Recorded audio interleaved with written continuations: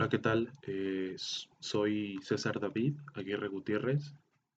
Soy estudiante de la Universidad de Guanajuato en la licenciatura en física de la División de Ciencias e Ingenierías. En esta ocasión voy a presentar un trabajo realizado por un investigador de la división de la universidad titulado en español Campo escalar como materia oscura en el universo. Al final de la presentación, en las referencias, voy a señalar dónde se puede encontrar este artículo para su descarga y ahí mismo se pueden checar las referencias que voy a estar mencionando durante el video y la presentación. Y también de igual manera voy a presentar el profesor con el cual estuve en contacto para realizar esta presentación. Y bueno, sin más preámbulo voy a comenzar. Durante esta presentación voy a discutir estos puntos que vemos aquí en esta diapositiva. Voy a empezar con un pequeño resumen, una motivación para dicho estudio. Voy a mencionar rápidamente conocimientos previos, nada más para no dejarlo así.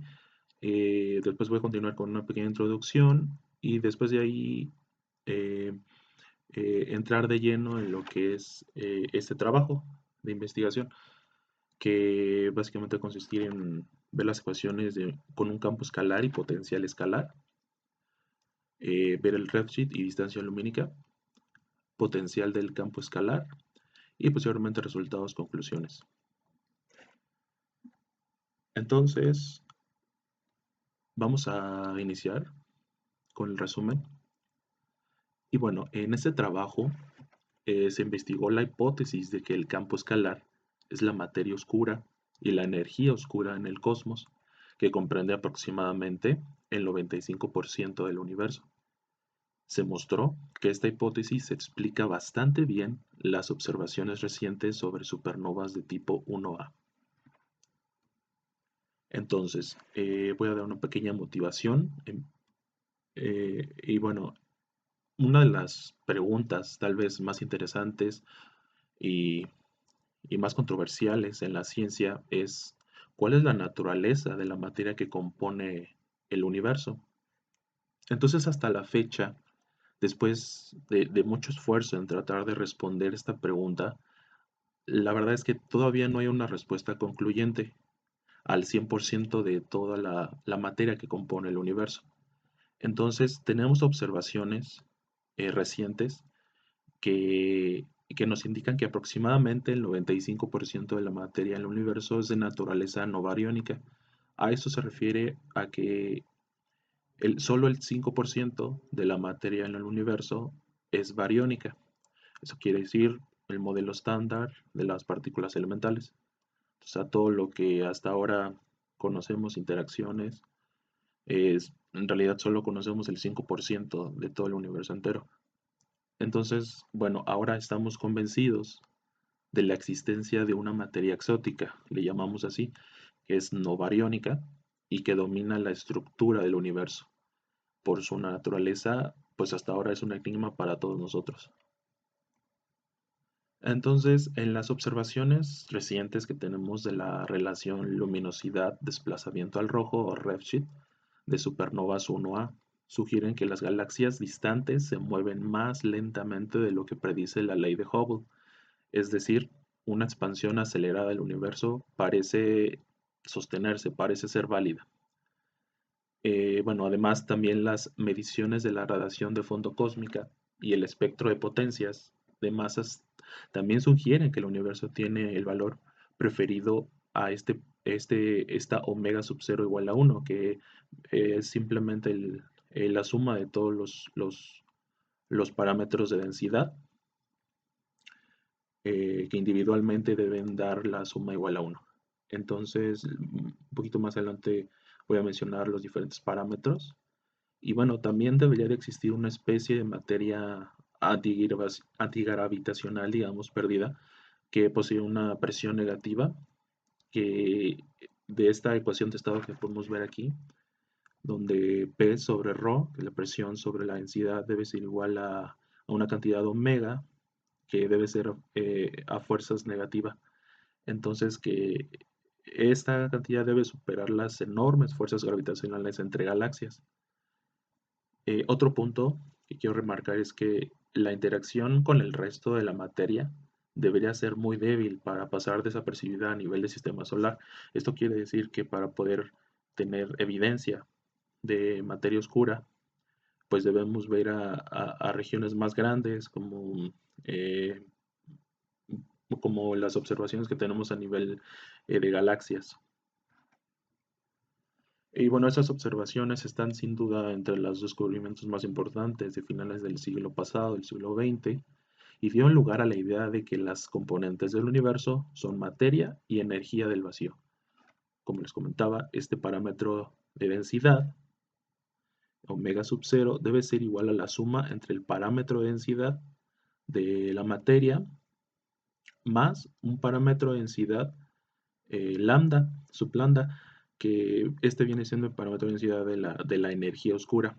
Y en esta acá de la materia está incluido la materia oscura. Entonces, modelos como la quinta esencia, que es un lento campo escalar que es variable, implican que esta omega que mencioné anteriormente debe estar entre un valor de -1 y 0. Eso implica que también debe ser negativa. Y el que usa también una constante cosmológica, necesariamente, y requiriendo que esta omega sea igual a 1. Entonces, podrían ser candidatos fuertes para hacer esta energía faltante, porque ambos satisfacen la ecuación de estado relativa a un comportamiento acelerado del universo, como, como lo mencioné acá en la ecuación de estado. Entonces, bueno, continuando, las observaciones en cúmulos de galaxia y medidas dinámicas de la masa en las galaxias indican que precisamente este parámetro de densidad de la masa, donde se encuentra también la materia oscura, es aproximadamente 0.4. Y entonces las observaciones de las supernovas de tipo 1A indican que este parámetro de densidad lambda eh, pues sería lo faltante, que es el 0.6. Entonces, si ven 0.4 más 0.6 dan el valor del parámetro de densidad omega sub 0 igual a 1. Entonces, el componente de la materia del parámetro de la materia omega sub m se descompone en bariones, neutrinos, etcétera, radiación y materia oscura. O sea, la materia no bariónica y bariónica se encuentran metidos dentro de este parámetro de densidad. Y entonces se ha observado que en las estrellas y el polvo, que son bariones, representan algo así como el 0.3 de toda la materia en el universo. Y las nuevas mediciones de la masa de neutrino indican que los neutrinos contribuyen aproximadamente con la misma cantidad que la materia. Es decir, este parámetro de densidad se va a descomponer entre el parámetro para los bariones, para los neutrinos, etcétera, etcétera. Y estos van a dar aproximadamente el 0.05 más, como les comentaba, dark matter, o sea, materia oscura. Y entonces el restante, para que se dé el 0.4, el parámetro para la materia oscura debe ser entonces de 0.35. Entonces el valor de la cantidad de materia bariónica está en concordancia con los límites impuestos por la nucleosíntesis. Pero no conocemos la naturaleza ni de la materia oscura, ni tampoco de la energía oscura. No sabemos cuál es la composición de este 0.95, que es la suma de materia oscura y energía oscura. Y bueno, es decir, bueno, compone el 95% de toda la materia en el universo. Entonces ahora quiero pasar rápidamente conocimientos previos.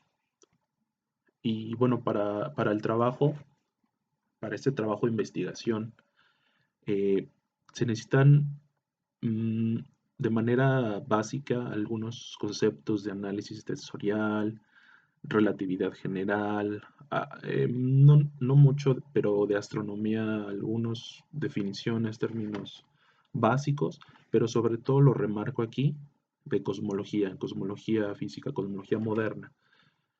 Entonces, antes de pasar de lleno, alguien se puede preguntar que no sea experto en la materia o tenga algún tipo de conocimiento ya previo, se puede preguntar, bueno, sí, está muy padre todo esto de las observaciones, pero bueno, ¿de dónde viene? Yo no sé de dónde viene eh, o de dónde sacaron que existe una materia exótica o la llamada materia oscura.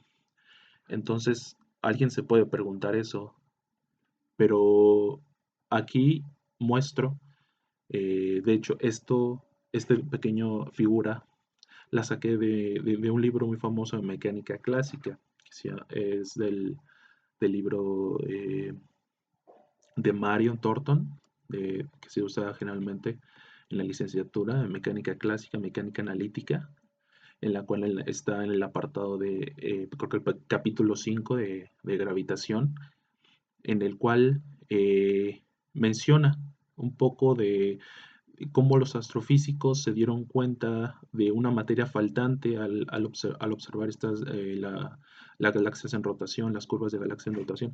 Entonces, aquí simplemente quiero mencionar rápidamente un ejercicio sencillo eh, en donde, bueno, tenemos lo que es, como ven, la primera ecuación, que es la fuerza gravitacional. En este caso, lo hacen igual, o lo igualan a la fuerza centrípeta debido a la masa m teniendo una velocidad orbital v. Entonces igualan estas dos ecuaciones, despejan para v y sale que la velocidad debe ser igual a esta gm sobre la raíz de gm sobre r.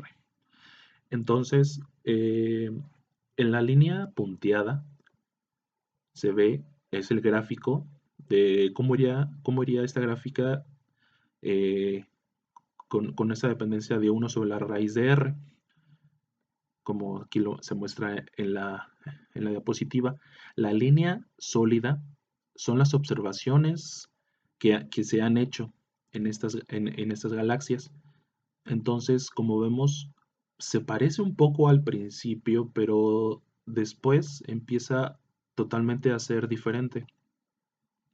Entonces, lo que los astrofísicos determinaron es que aquí debe de, falta, falta materia aparte de la que se está observando, la materia bariónica que se observa. Entonces, de ahí concluyeron que, que falta un tipo de materia que no se ve y que no interacciona electromagnéticamente, al parecer solo gravitacionalmente. Entonces de aquí, de este gráfico, comparando ambos gráficos, el teórico y el de las observaciones, se dieron cuenta de la materia faltante. Entonces, pasamos de lleno a lo que es el trabajo de investigación de este paper.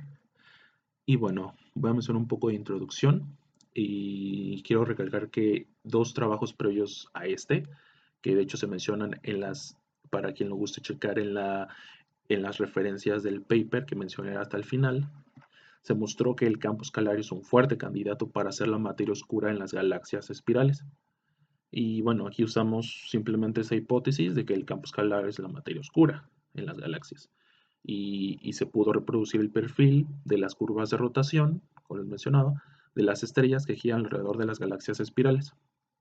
El potencial escalar que surge para la explicación de las curvas de rotación de las galaxias debe ser necesariamente de forma exponencial, como lo veremos más adelante. Y bueno, en un trabajo previo también, mediante el uso de una simulación de Monte Carlo, Harter y Turner han podido reconstruir un potencial exponencial para la quintesencia que lleva al universo a una época de expansión acelerada. Entonces, este último trabajo no se explica, o sea, no dice la naturaleza de dicha materia oscura. Simplemente toman el valor del parámetro de dark matter igual a 0.35. Entonces, bueno, si se quiere ser consistente con los trabajos previos de estas personas, la materia oscura debe ser de naturaleza escalar y a fuerzas representar el 35% de la materia del universo.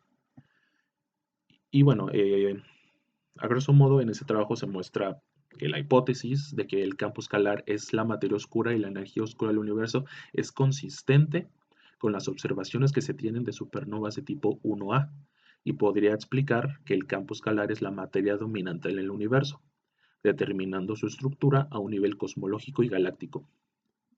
Bueno, en otras palabras, lo que quiero decir con eso es que se va a demostrar de que esta hipótesis, de que el campo escalar representa más del 95% de la materia en el universo, va a ser consistente con todas las observaciones que se tienen de estas supernovas de tipo 1A. Entonces, pasemos aquí al apartado 5, que son las ecuaciones con un campo escalar y potencial escalar.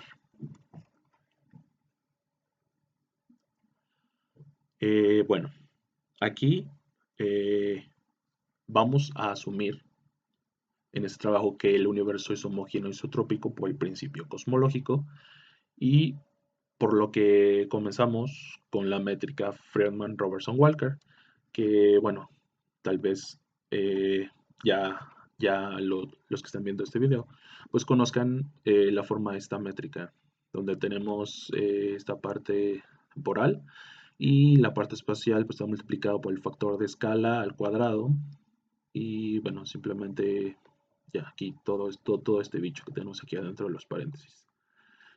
Y bueno, las ecuaciones que gobiernan un universo con un campo escalar y un potencial escalar son dos. La primera que voy a mencionar ahorita es la ecuación de Klein-Gordon, que como ven, a lo mejor no estamos muy acostumbrados a ver la ecuación de Klein-Gordon de esta forma, pero en las siguientes diapositivas voy a explicar un poco esta forma.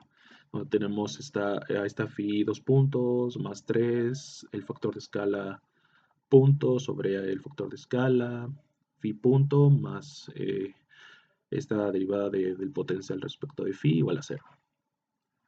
Entonces, para demostrar rápidamente la forma de esta ecuación de Klein-Gordon, tenemos la ecuación de continuidad o ecuación de fluido, que en cosmología pues es bastante conocida, que tiene esta forma de la derivada de la densidad más 3h rho más p igual a 0. Y bueno, h, como ya sabemos, el parámetro de Hubble, y ya sabemos también que está definido de esta forma, la derivada del factor de escala sobre el factor de escala, a punto sobre a. Y donde rho tiene esta forma, un medio de phi punto al cuadrado más este potencial, y p es lo mismo, pero con el signo menos, el signo negativo. Entonces, ya tenemos la forma de rho, la forma de p. Lo único que hay que hacer ahorita para poder eh, eh, sustituir en la ecuación del fluido es derivar esta rho respecto del tiempo. Entonces, al derivar rho respecto del tiempo, pues tenemos phi 2 puntos por phi punto más la derivada de este potencial por phi punto.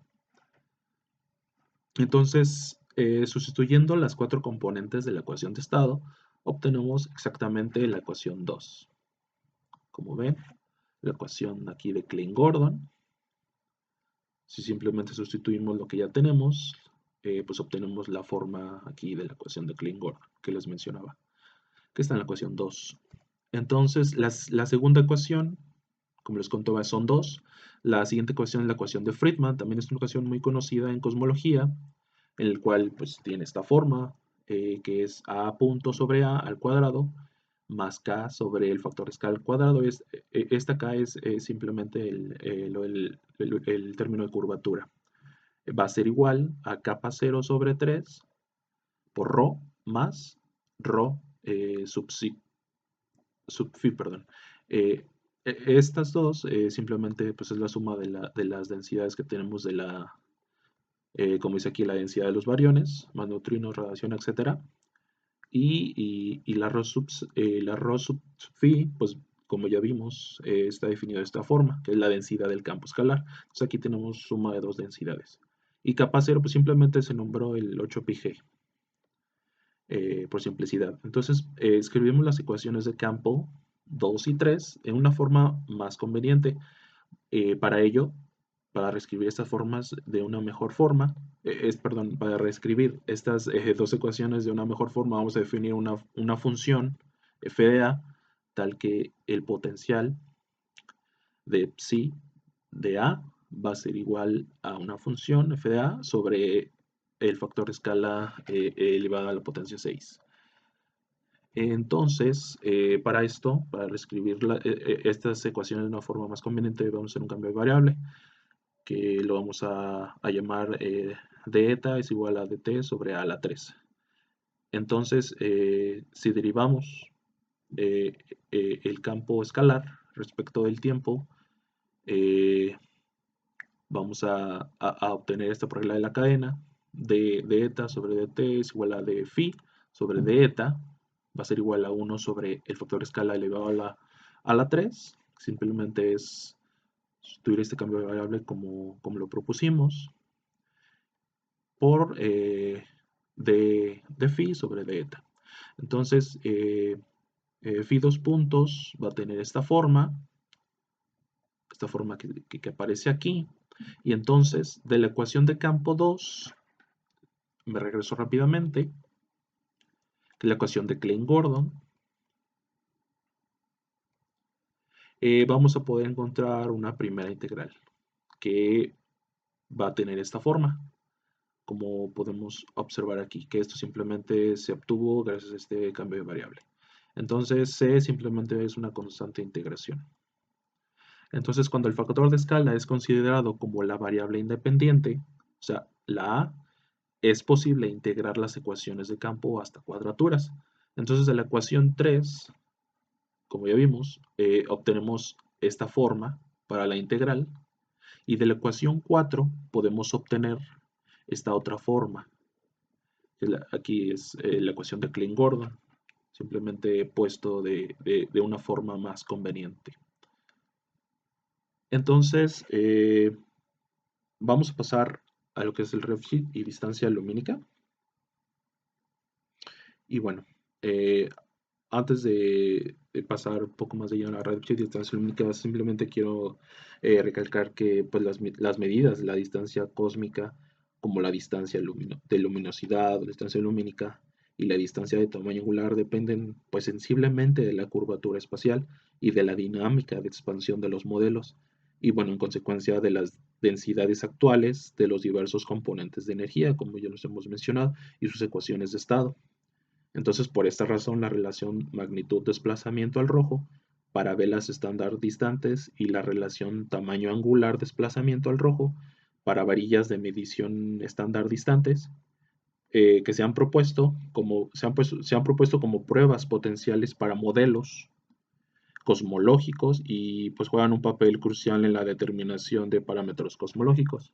Entonces, bueno, para comparar los datos obtenidos de las observaciones de las supernovas 1A con un universo dominado por un campo escalar, vamos a escribir la relación magnitud-corrimiento al rojo, como lo tenemos aquí en la ecuación 7.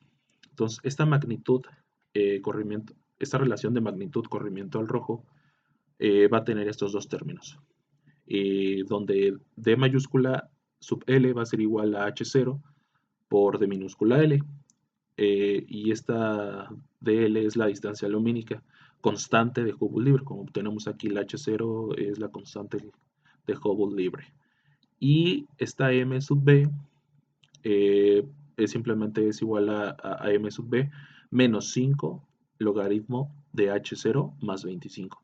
Entonces, esta es la magnitud absoluta de banda B en el máximo de las supernovas 1A.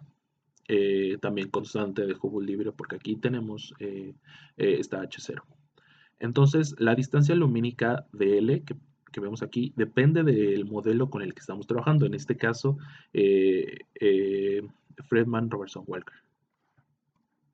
En lo siguiente, pues se comparó las medidas observacionales obtenidas para esta relación con con una teoría que define un universo dominado por un campo escalar, como ya vimos, y usando la ecuación 4, que la de Klein-Gordon, la distancia lumínica, que depende de la geometría, y sobre el contenido del universo en la cosmología Friedman-Robertson-Walker, como les comentaba, para nuestro caso va a tomar esta forma.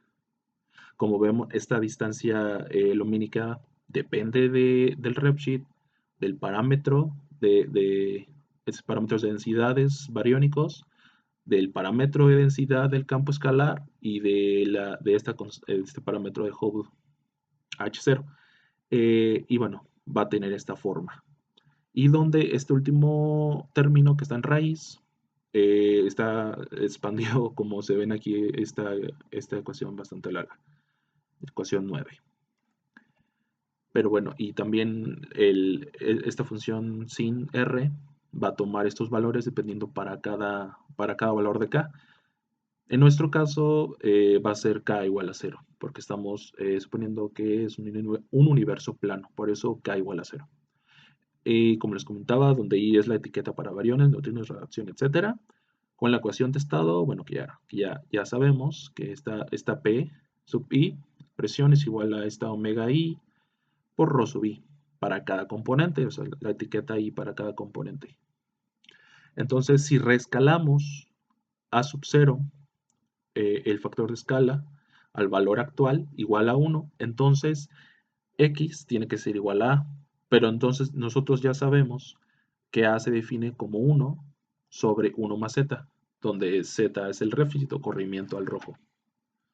Entonces vamos ahora a comparar la expresión 8 que tenemos de esta distancia lumínica con la función utilizada para ajustar las medidas de las supernovas tipo 1A, con una ecuación de estado, como ya vimos que tiene esa forma, para la energía desconocida. En este caso, la distancia lumínica está dada por la ecuación 8, como ya vimos, con U mayúscula sub x en lugar de U sub phi. Entonces aquí sub x simplemente tienen esta misma forma, como si las comparamos, ecuación 9, tiene básicamente la misma forma. Y donde I, pues ya sabemos que van a ser las etiquetas para la materia bariónica. Entonces, si comparamos las expresiones 9 y 10, nos sugiere que C es igual a 0 y esta función f de x va a tener la forma de un potencial b sub 0 por x elevado a la s, y donde esta b sub 0 pues va a ser una constante. Y bueno, dentro de una relativa buena aproximación podemos despreciar la contribución actual que tiene la densidad de bariones, neutrinos, radiación, etcétera. O sea, esto es de que la densidad al tiempo actual de la materia bariónica va a ser muchísimo menor que la densidad del campo escalar, ya que, como vimos, su contribución va a representar menos del 5% de la materia en el universo. Entonces, dicho esto, pasamos al potencial del campo escalar. Y bueno, en el siguiente paso vamos a determinar cuál es el potencial del campo escalar. Afortunadamente, un universo plano, como vimos que igual a 0, dominado por un campo escalar, con la función, como ya vimos que tiene esta forma, la función f, va a poseer una propiedad muy importante. Y vamos a enunciarla, esta propiedad, en el siguiente teorema. Y bueno, aquí pongo teorema 1 y dice, sea ρ sub phi igual a 6 sobre el factor escala elevado a la sexta por la integral de f sobre a de a. Con f ya sabemos, b sub 0 a la s. En un universo plano dominado por un campo escalar. Entonces, el potencial del campo escalar B sub phi es esencialmente exponencial en las regiones donde domina la densidad de energía escalar. Entonces, para prueba de este teorema, vamos a ver que si el universo es plano, o sea, K igual a 0, de la ecuación 6 se tiene que, o sea, como vimos la ecuación esta que arreglamos, la ecuación de Klein-Gordon, que la pusimos de otra forma con este cambio de variable, entonces, de la ecuación 6 vamos a tener esto. esta forma. Entonces, por lo tanto, si el campo escalar domina, esto implica que el factor de escala va a ser exponencial. Entonces, vamos a ver que tiene esta forma. Entonces, resulta que el potencial dependiente de phi va a tener esta forma donde va a ser necesariamente exponencial, como vemos aquí. Entonces, este resultado establece fuertemente que el potencial escalar solo puede ser exponencial cuando el campo escalar domina sin otras posibilidades. El teorema cumple muy bien con las condiciones actuales del universo, con la hipótesis de que estamos investigando. Entonces, vamos a tomar un potencial exponencial para el modelo del universo. Y bueno, lo que implica una concordancia extraordinaria con el potencial escalar utilizado para explicar las curvas de rotación de las galaxias, como ya vimos. Entonces, bueno, como ya vimos, el potencial, vemos que tiene una forma exponencial. Y ahora pasamos a los resultados. Tenemos que, con las condiciones que vimos igual a 0 y la función f tomando esa forma, las ecuaciones 4, o sea, la de Klein-Gordon, y la ecuación 5, que mencioné al principio, las dos ecuaciones de Klein-Gordon y ecuación de Friedman, van a ser fácilmente integradas con estas condiciones para un universo plano. Entonces, aquí se muestra que el factor de escala dependiente del tiempo obtiene esta forma. Y para el potencial, o para la ecuación Klein-Gordon, va a tomar esta forma, va a ser esta raíz por este logaritmo del factor de escala. Y simplemente reescribimos lambda igual a 2 sobre 6 menos s. Entonces, las cantidades importantes obtenidas de la solución en términos del parámetro lambda son el campo escalar y el potencial escalar. Son nuestras, esto es el corazón de esta investigación, donde tenemos, como ya les comenté, el campo escalar y el potencial escalar teniendo esta forma. Como vemos, el potencial, ya vimos, tiene una forma exponencial y el campo escalar va a tener esta forma con un logaritmo del factor de escala.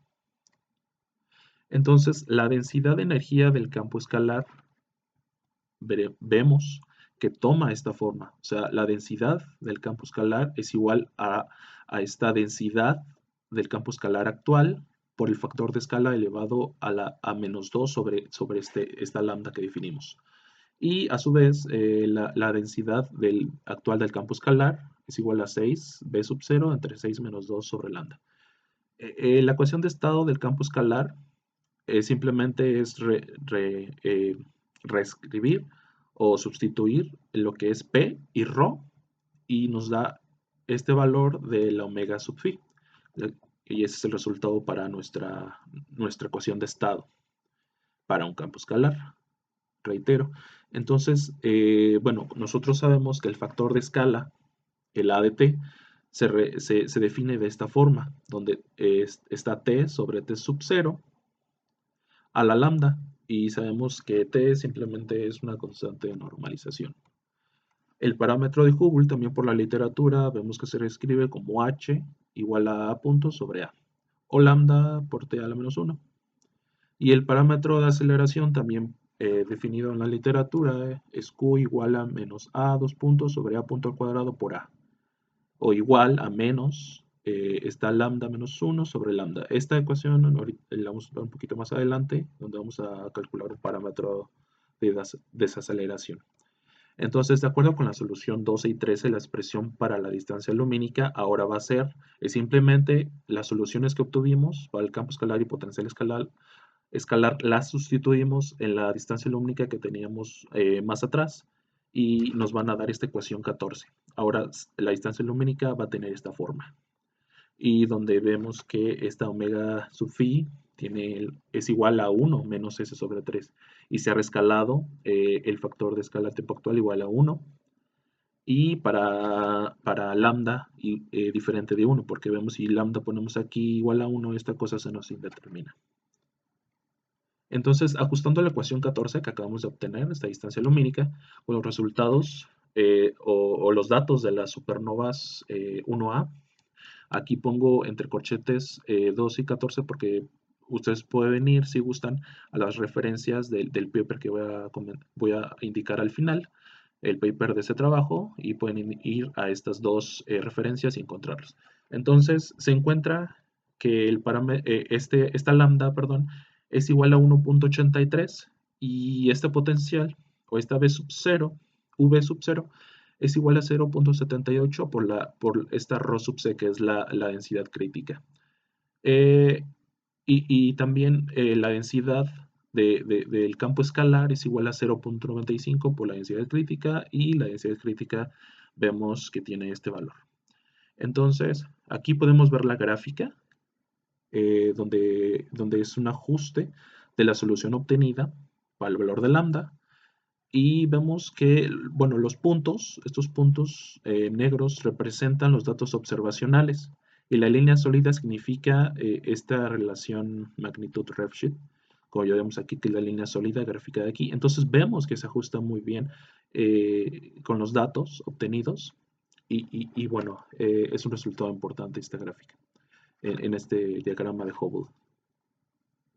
Entonces ahora podemos calcular el parámetro de desaceleración y obtenemos que esta Q sub 0 va a ser igual a 0.45. Simplemente es sustituir el valor de lambda que tenemos en la ecuación para este parámetro, y vemos que tiene este valor, que es una constante. Y este signo menos nos implica que el universo está acelerándose.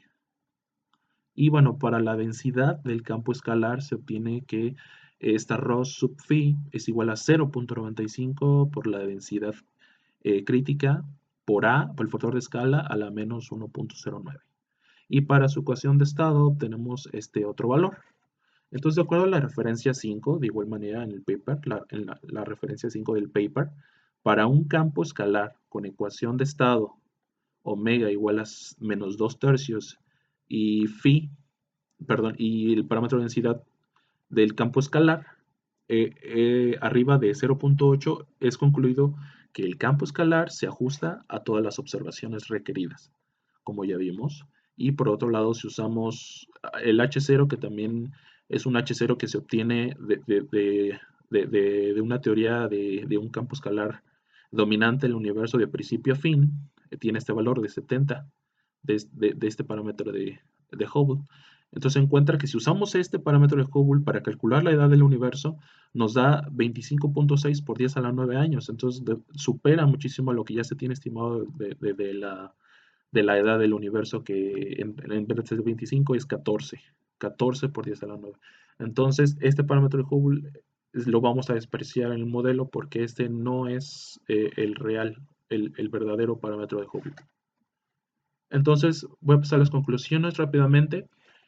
Y bueno, la gran concordancia de las hipótesis con los resultados experimentales va a sugerir que el universo se encuentra en este momento en una época dominada por el campo escalar.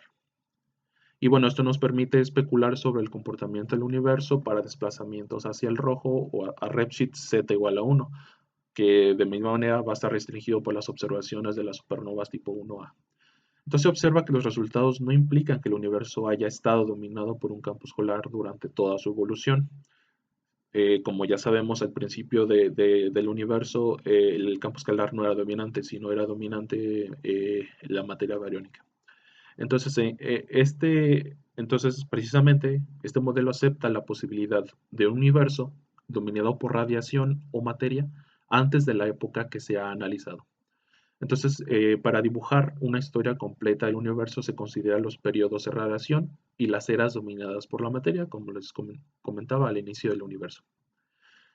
Una integración general de la ecuación de conservación para un fluido perfecto hecho de radiación polvo indica que la densidad se escala como ρ sub r, o sea, la de radiación, es igual a este ρ sub 0r, que va como a la 4.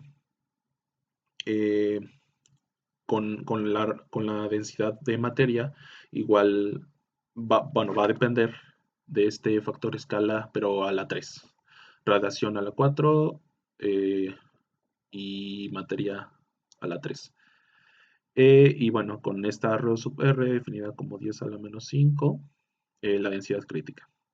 Entonces, en la cosmología de estándar de Friedman Robertson Walker, el universo estuvo dominado por la radiación hasta que el factor de escala tenía un valor de 10 a la menos 3.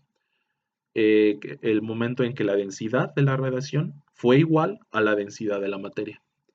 Entonces, recordando este resultado que obtuvimos para la densidad del campo escalar, el universo cambió para estar dominado por la materia hasta un factor de escala que pues ya ahora tuvo un valor de 0.21, cuando la densidad del campo escalar es igual a la densidad de materia. Y en este momento, pues todo lo que la densidad de radiación, pues básicamente fue insignificante como les comentaba a lo largo del paper.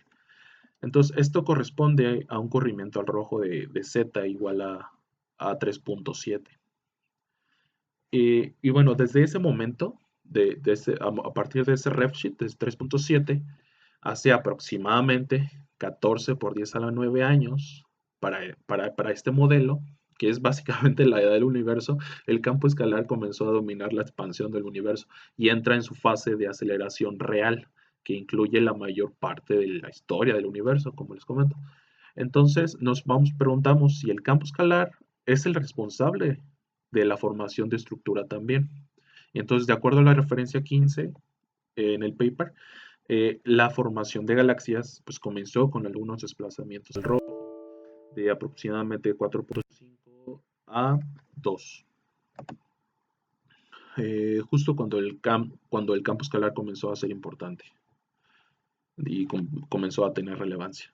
Entonces, con los valores obtenidos, la solución es singular, es decir, este parámetro, este factor de escala, perdón, dependiente del tiempo, desaparece en algún tiempo finito. Entonces, la solución no tiene horizonte de partículas, como puede ser visto en la expresión 5, porque esta S es necesariamente es mayor que 4. Y bueno, la pregunta de por qué la naturaleza es solo interacciones fundamentales de spin 1 y spin 2 sobre las interacciones más simples de spin 1 se vuelve claro con este resultado. Y bueno, este resultado nos dice que de hecho la naturaleza ha preferido la interacción de spin 0 sobre las otras dos, spin 1 y spin 2. Y en tal caso el campo escalar debería ser el responsable de la estructura del cosmos. Y bueno, con esto quiero terminar, pero no sin antes agradecer al doctor Luis Ureña, que es investigador también de la División de Ciencias e Ingenierías de la Universidad de Guanajuato, que se tomó el tiempo de ayudarme a revisar y explicarme dudas respecto a este trabajo, a este paper, que él precisamente es uno de los autores de este paper que voy a comentar a continuación aquí en las referencias. Y bueno, aquí en este link pueden encontrar el paper para descargar. Y también una parte importante de las referencias es este libro que ha estado usando, que es una introducción a cosmología moderna, en especial la tercera edición de Andrew Little, de la editorial Wiley. Y bueno, con esto concluyo mi presentación. Muchas gracias.